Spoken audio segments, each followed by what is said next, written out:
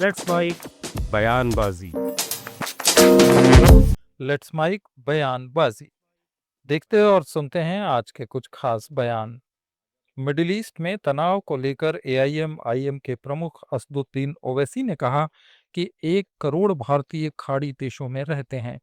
उन देशों के आम नागरिकों को इससे क्या संदेश जाएगा कि प्रधानमंत्री मोदी का दौरा खत्म होते ही इजराइल ने ईरान पर हमला कर दिया। ओवैसी ने कहा कि प्रधानमंत्री को देश को बताना चाहिए कि क्या नेतन्याहू ने उन्हें बताया था कि इजराइल ईरान पर हमला करने वाला है। अगर वजीर आजम का एयरक्राफ्ट मिड एयर में होता और इस तरह का हमला होता तो फिर इसका जिम्मेदार कौन होते? और वजीर आजम को, प्रधानमंत्री को देश को बताना है कि क्या नेतन्याहू ने उनको ये बताया था कि इजराइल ईरान पर हमला करने वाला है, और अगर बताया था तो फिर वजीर आजम को चाहिए था कि वो फौरन, प्रधानमंत्री को चाहिए था कि फौरन अपना इजराइल का दौरा खत्म करके देश को वापस आते। मैं इसलिए कह रहा हूं कि अटल बिहारी वाजपेयी 1979 में चाइना गए थे, और जब वियतनाम पर हमला हुआ अटल बिहारी वाजपेयी वापस आ गए देश को। और अगर इजराइल ने नहीं बताया कि वो यूएस के साथ मिलकर ईरान पर हमला कर रहा है तो फिर ये तो इजराइल ने हमको धोखा दिया। देश के 133 करोड़ जनता को इजराइल ने, भारत की, धोखा दिया है, बिट्रे किया है। उन्होंने प्रधानमंत्री के विजिट को इस्तेमाल किया है ईरान पर अपने एक वल्गर अटैक के लिए, और उन्होंने प्रधानमंत्री के विजिट को इस्तेमाल किया है ईरान पर हमला करने के लिए, और जो जेनोसाइड उन्होंने फलस्तीनियों का किया है गाजा में उसको कवर अप करने के लिए। और तीसरा, उसमें मैसेज ये जाएगा कि भारत ईरान के साथ नहीं खड़ा है, भारत इजराइल के साथ खड़ा है। ईरान पर अमेरिका और इजराइल के हमले से पूरे मिडिल ईस्ट के युद्ध की चपेट में आने का खतरा खड़ा हो गया है। डोनाल्ड ट्रंप और बेंजामिन नेतन्याहू ने ईरानियों से अपनी सरकार के खिलाफ उठ खड़े होने की अपील की। ट्रंप ने ईरान को परमाणु मुक्त बनाने तक हमले जारी रखने की बात दोहराई और कहा कि हम ईरान की मिसाइलों को नष्ट कर देंगे। We pray for every service member as they selflessly risk their lives to ensure that Americans and our children will never be threatened by a nuclear-armed Iran. We ask God to protect all of our heroes in harm's way, and we trust that with His help, the men and women of the armed forces will prevail.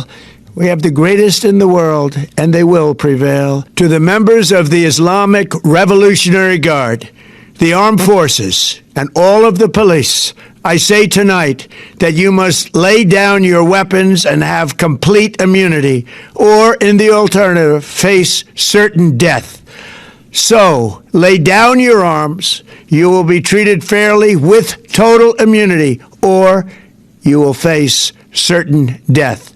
Finally, to the great proud people of Iran, I say tonight that the hour of your freedom is at hand. Stay sheltered. Don't leave your home.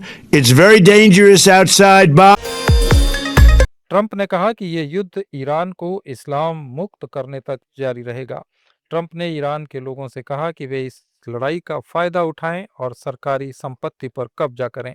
हम आपको आज़ादी देंगे। A short time ago, the United States military began major combat operations in Iran. Our objective is to defend the American people by eliminating imminent threats from the Iranian regime, a vicious group of very hard, terrible people. Its menacing activities directly endanger the United States, our troops, our bases overseas, and our allies throughout the world. For 47 years, the Iranian regime has chanted death to America and waged an unending campaign of bloodshed and mass murder, targeting the United States, our troops, and the innocent people in many, many countries. Among the regime's very first acts was to back a violent takeover of the U.S. Embassy in Tehran, holding dozens of American hostages for 444 days. In 1983, Iran's proxies carried out the Marine barracks bombing in Beirut that killed 241 American military personnel. प्रधानमंत्री नरेंद्र मोदी ने कहा कि कांग्रेस वही कर रही है जो आजादी के पहले मुस्लिम लीग करती थी।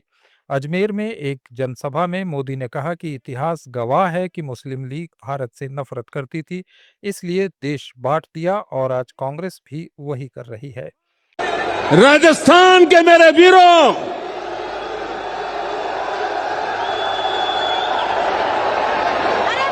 इतिहास गवाह है, मुस्लिम लीग भारत से नफरत करती थी और इसलिए मुस्लिम लीग ने देश बांट दिया। आज कांग्रेस भी वही कर रही है। माओवादी भी भारत की समृद्धि, हमारे संविधान और हमारे सफल लोकतंत्र से नफरत करते हैं। ये गात लगाकर हमला करते हैं। कांग्रेस भी गात लगाकर देश को बदनाम करने के लिए कहीं भी घुस जाती है।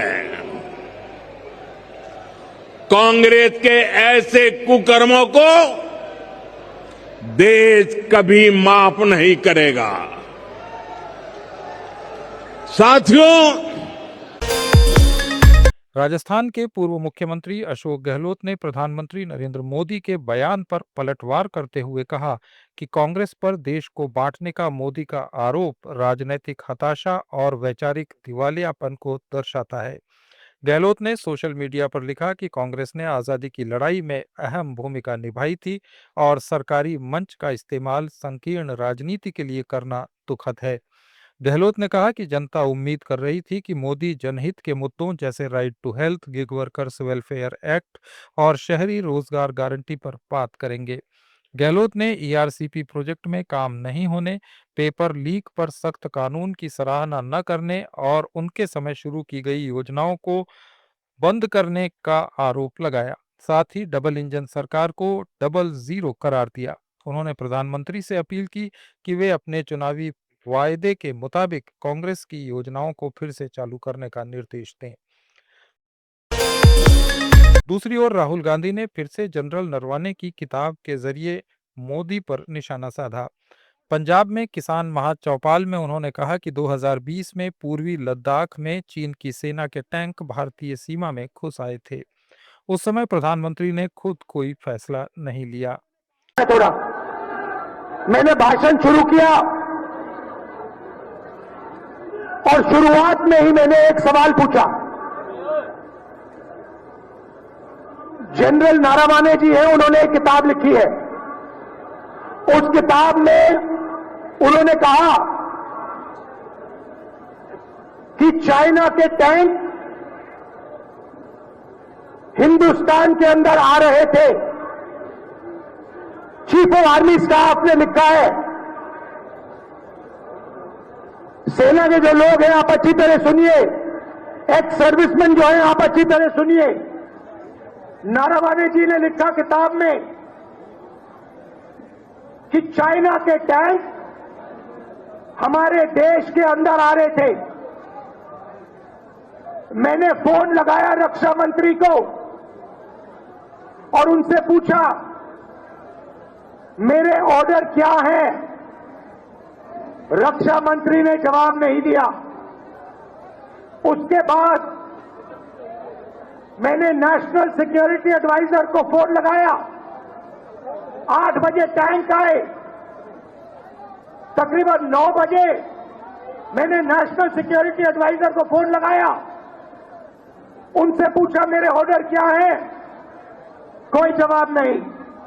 उसके बाद जयशंकर फॉरेन मिनिस्टर को फोन लगाया, टैंक अंदर आ रहे हैं, मेरे ऑर्डर क्या है, कोई जवाब नहीं। फिर दूसरी बार नरवणे जी ने रक्षा मंत्री को फोन किया। समाजवादी पार्टी के अध्यक्ष अखिलेश यादव ने अपनी सरकार के दौरान शंकराचार्य पर हुए लाठीचार्ज को लेकर स्पष्ट किया है कि हमने हाथ जोड़कर माफी मांगी थी।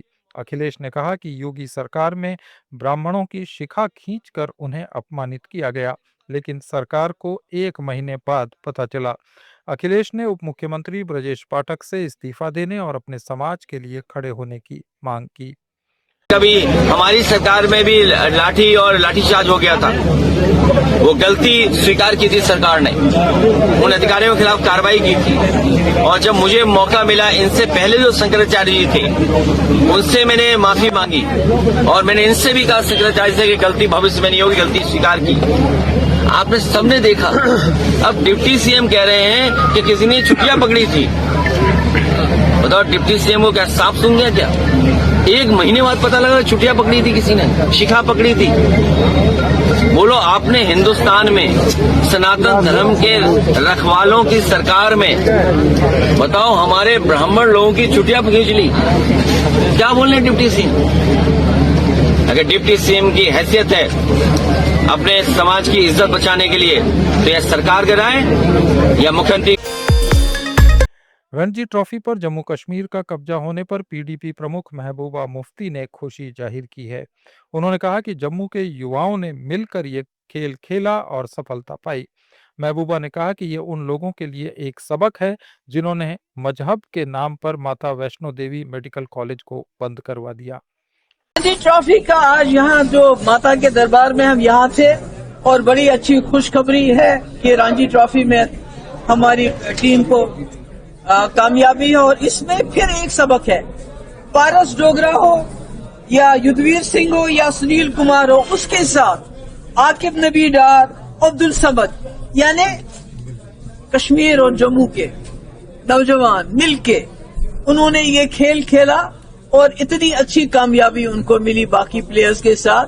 तो ये सबक है जिन्होंने यहाँ माता वैष्णो देवी मेडिकल कॉलेज बंद कराया मजहब के नाम, यही उनके ऊपर सबक है कि अगर हम जम्मू कश्मीर हिंदू मुस्लिम इकट्ठे रहेंगे तो आज रणजी ट्रॉफी जीती है, कल हम शायद वर्ल्ड कप भी जीत सकते हैं। ये जो आपका कार्यक्रम।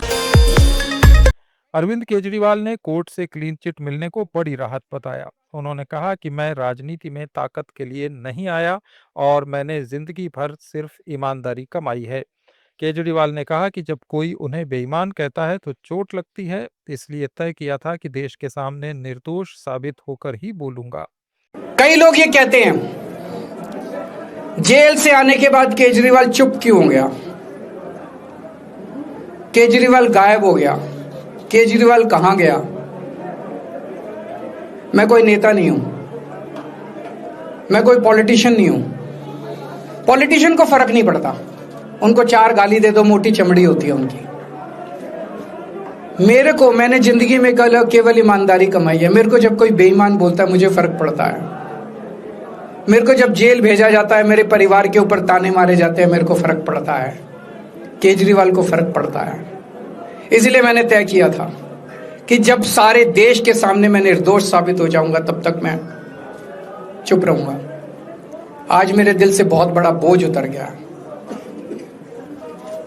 मैं मोदी जी को कहना चाहता हूं, मोदी जी आपने हमारे ऊपर इतने केस कर लिए, आपने ईडी छोड़ दी, आपने सीबीआई छोड़ दी, आपने पुलिस छोड़ दी, आपने इनकम टैक्स छोड़ दिया हमारे पीछे, आपने जेल भेज दिया हमारे 5 सबसे बड़े नेताओं को। आम आदमी पर एक समय ऐसा था जब आम आदमी पार्टी के सबसे टॉप के 5 नेता जेल में थे एक साथ। उसके बाद भी केजरीवाल का कुछ नहीं बिगाड़ सके। अब तो एक ही तरीका बचा है मोदी जी केजरीवाल से निपटने का, केजरीवाल का कत्ल करवाना पड़ेगा, केजरीवाल की हत्या करवानी पड़ेगी। उसके अलावा अब केजरीवाल आपसे संभलने वाला नहीं है। अब आपके बस का नहीं है केजरीवाल, आपने सब कुछ करके देख लिया, अब केजरीवाल का कत्ल ही करवाना पड़ेगा। और एक तरीका है। ये थे आज के कुछ अहम बयान। अपडेट्स के लिए जुड़े रहिए लेट्स माइक के साथ।